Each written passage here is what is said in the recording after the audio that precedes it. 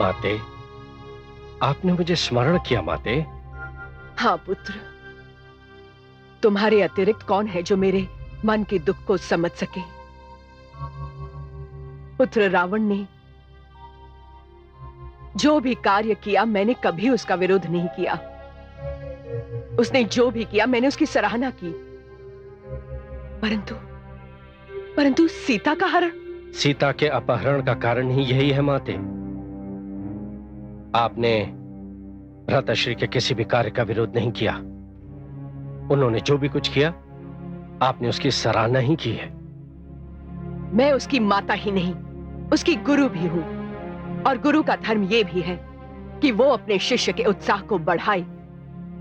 क्षमा चाहता हूं माते, परंतु गुरु का धर्म यह भी है कि वो अपने शिष्य को वो मार्ग दिखाए जो कल्याण की ओर जाता है, विनाश की ओर नहीं माते। जो सत्य का मार्ग है, शांति का मार्ग भी है। जो हुआ सो हुआ, परंतु क्या तुम उसे विनाश के मार्ग पर बढ़ने से रोक नहीं सकते? जब माता होकर आप उन्हें नहीं रोक सकती, तो मैं अनुज होकर उन्हें रोकने का साहस कैसे कर सकता हूं माताश्री। किंतु मैं आपकी इस बात से सहमत हूं माताश्री कि भ्राताश्री विनाश के मार्ग पर ही अग्रसर हैं। अपनी ही धुन में भ्राताश्री ब्रह्मा और उनके वरदान को तुच्छ समझने पर तुले हुए हैं, और यह उनकी भूल है। बस मुझे एक बात का दुख है माते, कि मेरे नेत्र जो देख रहे हैं मैं भ्राताश्री को वो दिखा नहीं सकता।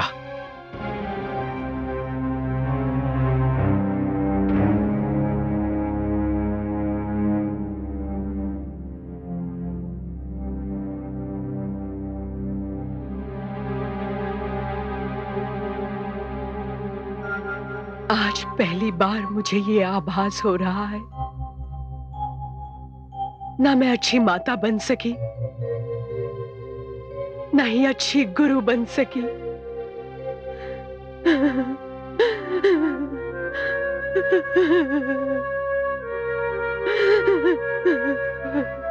कौन समझाएगा लंकेश को कि उन्होंने जो मार्ग चुना है वहां विनाश के अतिरिक्त कुछ भी नहीं। कोई नहीं समझा सकता देवी। जो सो रहा हो उसे झंझोड़ कर जगाया जा सकता है, परंतु जो सोने का अभिनय कर रहा हो उसे कौन जगा सकता है। विनाश काल का पहला आक्रमण बुद्धि पर होता है, और जब बुद्धि नष्ट हो जाती है तो स्वयं नष्ट होते देर नहीं लगती। क्या इस विनाश को रोकने का कोई उपाय नहीं? नहीं, सत्य पूछो तो न मुझे इसकी चिंता है न दुख। दुख है तो केवल एक बात का। किस बात का?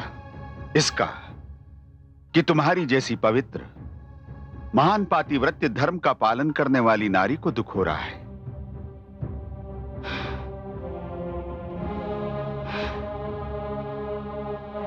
और मुझे तो किस बात का है कि मेरे पति ने सीता जैसी सती को दुख दिया।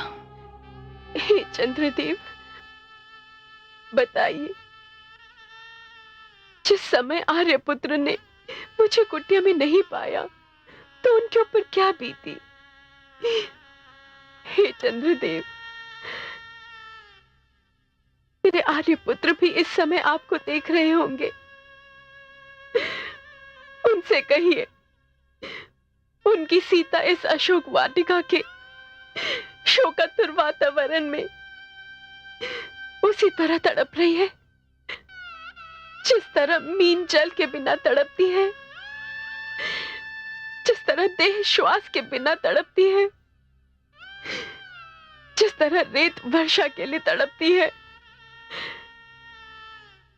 मैं अपने स्वामी को देखना चाहती हूं, किंतु वे मेरे समक्ष नहीं। मैं उनसे स्वप्न में मिलना चाहती हूं, किंतु मेरी आंखों में नींद नहीं। हे चंद्रदेव,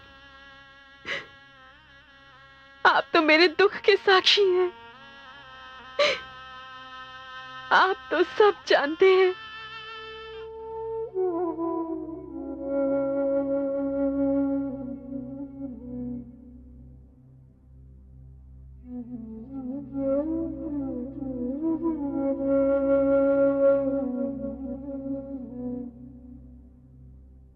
भ्राताश्री, भ्राताश्री, आइए, थोड़ा विश्राम कर लीजिए। विश्राम? वो तो जानकी संग ले गई अनुज। भ्राताश्री, सारी रात्रि आपने आंखों में ही काट ली है। तनिक सो लेते तो अच्छा होता। नींद उड़ गई है अनुज आंखों से। न जाने जानकी कहां होगी, किस असुर की बंदिनी बन गई होगी। जब तक जानकी को देख नहीं लेता, आंखों में नींद नहीं आएगी अनुज, न मन को चैन मिलेगा।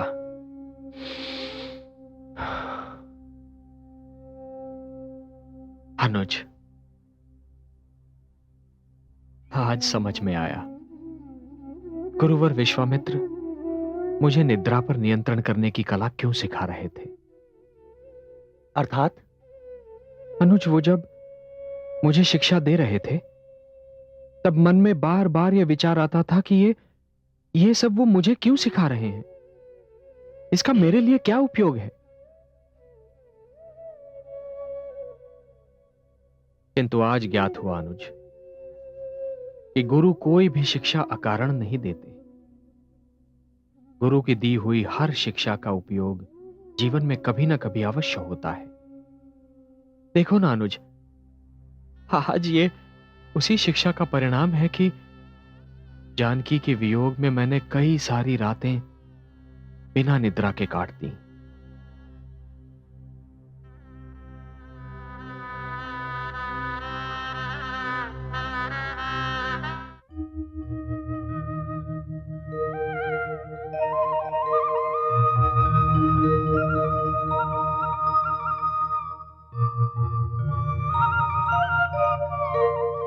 प्रणाम ऋषिगण। आप इस सरोवर में जल लेने जा रहे हैं? जी ऋषिवर। इस जल को स्पर्श मत कीजिए। क्यों? नित्य दिन इसी स्थान पर आकर एक अछूत नारी यहाँ से जल लेकर जाया करती है। अछूत और नारी? ऋषिवर, आपके जीवन की समूची साधना व्यर्थ हो गई। क्यों? क्योंकि आपने एक नारी को अछूत कहा। एक नारी जो माता के रूप में आप और मुझ जैसे मानव को जन्म देती है, वो नारी जो एक बहन बनकर समूचे संसार को अनुराग बांटती है, वो नारी जो एक पत्नी बनकर अपने पति की सेवा करती है, ऐसी नारी को आपने अछूत कहा। ऋषिवर, तब तो नारी को अछूत कहने वालों को स्वयं अपनी ही माता, बहन और पत्नी को भी अछूत कहना चाहिए, क्योंकि वो सारी भी तो नारियां ही हैं। मेरा यह अर्थ नहीं था श्रीमान। तो फिर क्या अर्थ था आपका? मैंने आपको रूप से कुलीन समझा, इसीलिए आपको रोका। यहाँ से कुछ दूरी पर आदिवासी नारी की कुटिया है। वो नित्य दिन यहाँ आकर जल लेकर जाया करती है। मैंने सोचा कहीं आप अशुद्ध ना हो जाएं। अशुद्ध? ऋषिवर, जल तो अशुद्ध को शुद्ध बनाता है, स्वच्छता प्रदान करता है। जल अशुद्ध कैसे हो सकता है? मुझे आप सबकी बुद्धि पर दया आ रही है ऋषिवर, क्योंकि आप सब ये भी नहीं समझते कि अशुद्धता अशुद्ध कर्मों की देन है। और नारी, वो तो स्वयं जननी है, अशुद्ध कैसे हो सकती है? ऋषिवर, कृपया अपने शिष्यों को इस प्रकार की शिक्षा मत दीजिएगा। ऐसी शिक्षा से पीढ़ियों की विचारधारा भ्रष्ट हो जाएगी। कहां रहती हैं वो देवी? स्वयं मैं जाकर उनके दर्शन करना चाहता हूं। बस यहाँ से कुछ ही दूरी पर। चलो अनुज, आइए भ्राताश्री। उस देवी के दर्शन करके स्वयं धन्य हो जाएं। प्रणाम।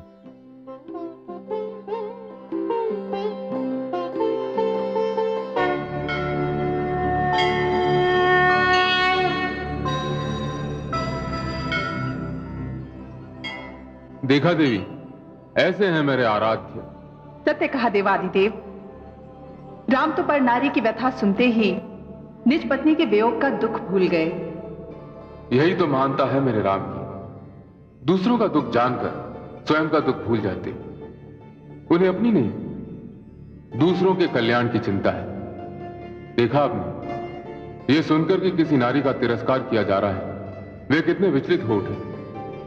राम सब कुछ सह सकते हैं, किसी नारी का अपमान नहीं सह सकते। उन्होंने कहा भी यही कि जो नारी मां होती है, बहन होती है, पत्नी होती है, वो अछूत हो ही नहीं सकती।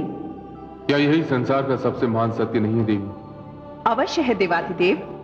यही तो कारण है कि समस्त संसार राम का नाम लेते ही आनंद विभोर हो उठता है।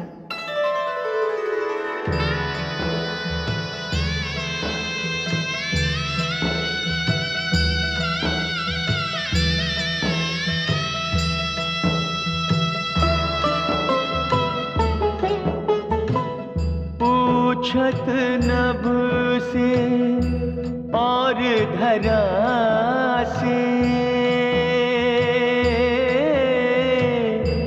बाट तकत नैना दो प्यासे।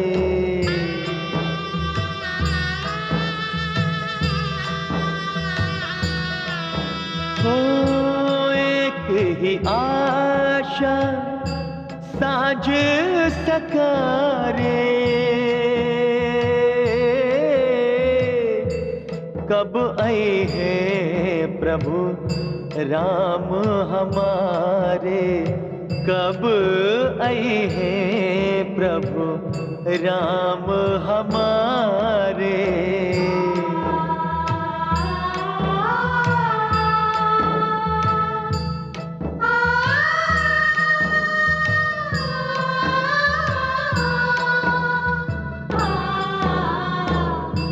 भई प्रतीक्षा मृत्यु समाना, दर्शन दे प्रभु करहो निदाना, दर्शन दे प्रभु करहो निदाना।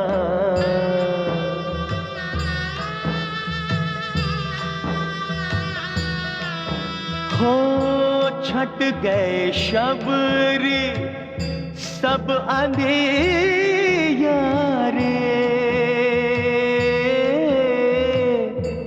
लो आए प्रभु राम तुम्हारे, लो आए प्रभु राम तुम्हारे।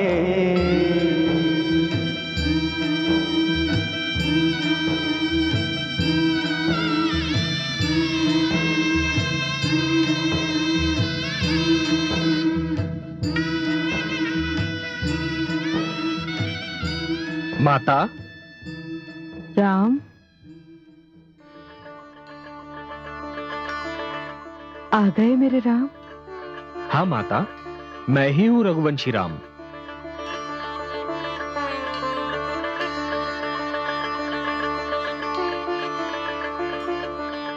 राम,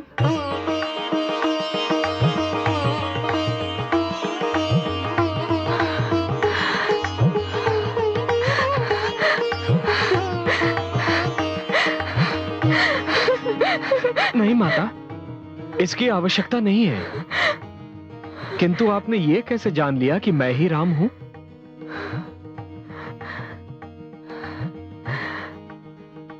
जिसकी प्रतीक्षा में मैंने इन राहों पर पलकें बिछा रखी थी, जिसके दर्शन की आस में मैंने नैनों के दीपक संजो रखे थे, जिसका नाम रटते रटते मैं अपना ही नाम भूल गई थी, वो मेरे सामने आता और मैं उसे ना पहचानती, तब तो मेरा जीवन, मेरी साधना सब व्यर्थ जाती। मेरे राम, पर आप हैं कौन? आपने मुझे तो पहचान लिया माता, किंतु अपना परिचय नहीं कराया। मैं आप जैसी देवी का नाम जानना चाहता हूं। मेरा तो एकमात्र परिचय है। मैं अपने राम की दासी हूं। संसार मुझे व्यर्थी शबरी नाम से पुकारता है। मेरा जीवन राम का स्मरण, मेरी भाषा राम नाम का जाप,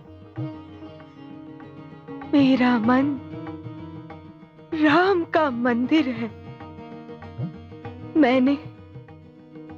मैंने अपना जीवन राम की प्रतीक्षा में बिताया।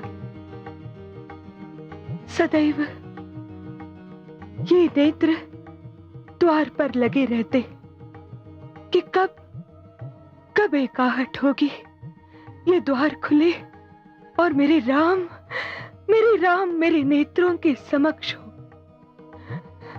हर पल मैं यही विनती करती, हे यमराज, जब तक मुझे अपने राम के दर्शन न हो, इस जीवन का अंत न करना।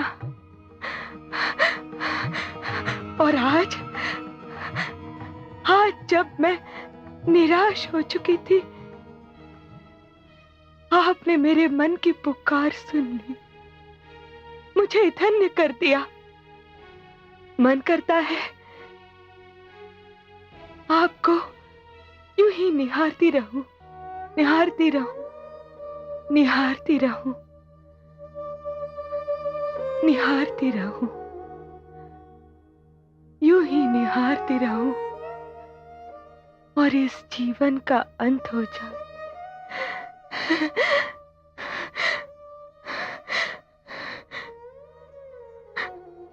अरे,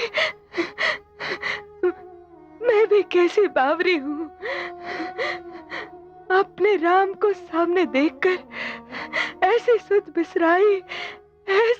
बिसराई कि उनसे कुटिया में आने और विश्राम करने को कहना ही भूल गई। आइए श्री राम, आइए मेरी इस कुटिया में पधारिए और इस कुटिया को धन्य कर दीजिए। आइए। माता, ये मेरा अनुज है लक्ष्मण। प्रणाम माते। आइए, आइए। विराजिए, तनिक ठहरिए, मैं अभी आई।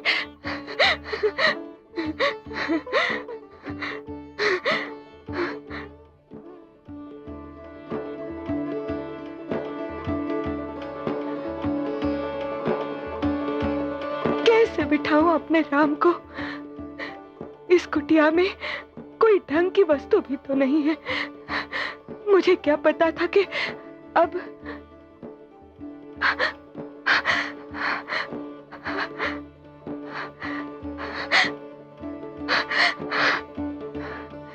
कितना जीवन होता था इस कुटिया में। सब चले गए और इस कुटिया को मरघट की भांति सुनसान कर गए। आज होते तो देखते कैसे इस कुटिया के भाग जागे हैं।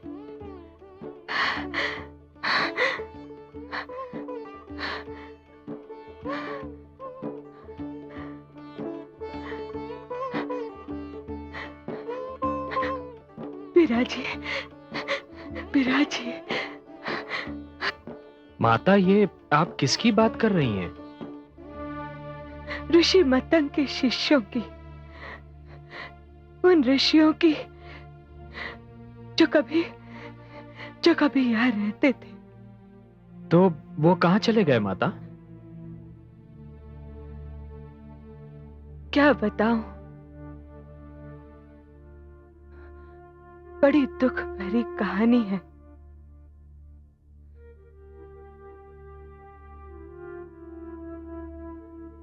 मैं एक आदिवासी हूं,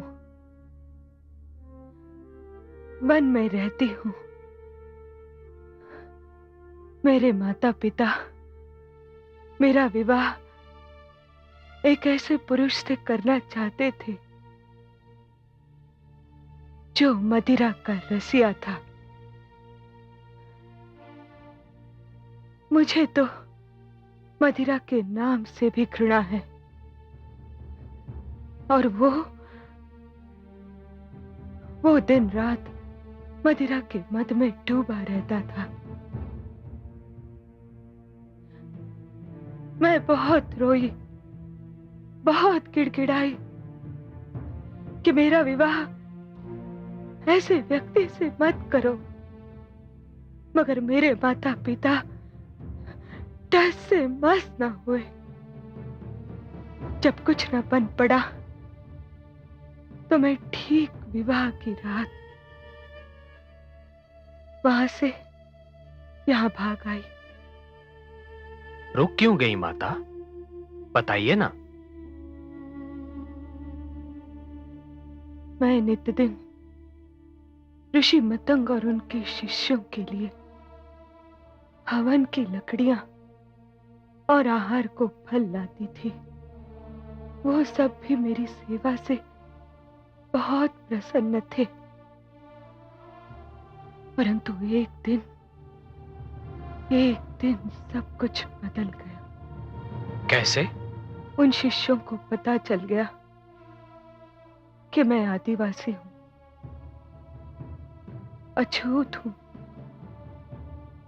और बस उसी दिन से वो लकड़ियां हवन के योग्य नहीं रही जो मैं नित्य दिन बिन कर लाती थी। वो फल अशुद्ध हो गए जो वे सदा प्रसन्न होकर खाते थे। मैं आश्चर्यचकित रह गई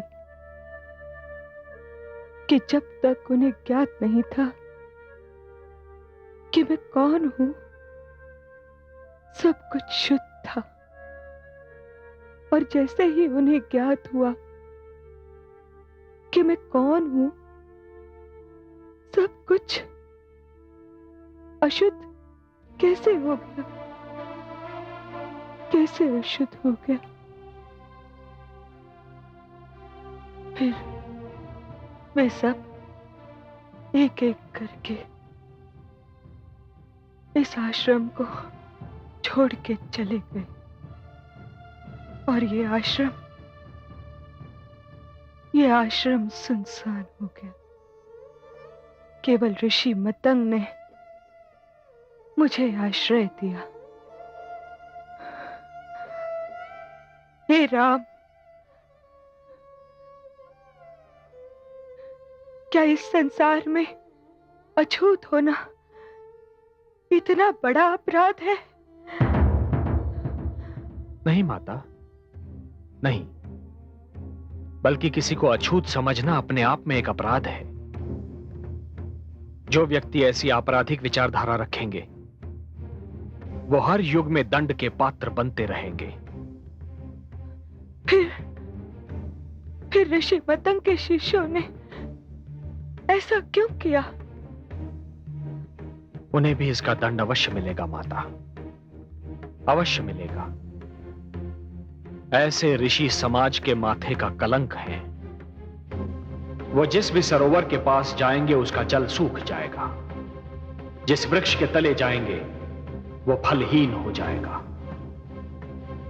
हां माता, ऐसा ही होगा। यह रघुवंशी राम का कथन है। कोई ऊंच न नीच है, कहे राम रघुराय। ऊंच नीच छोटा बड़ा, रघुवर को न सुहाय। जिनके खोटे कर्म हो, बनते नहीं महान। जन्म नहीं बस कर्म है, मानव की पहचान, मानव की पहचान।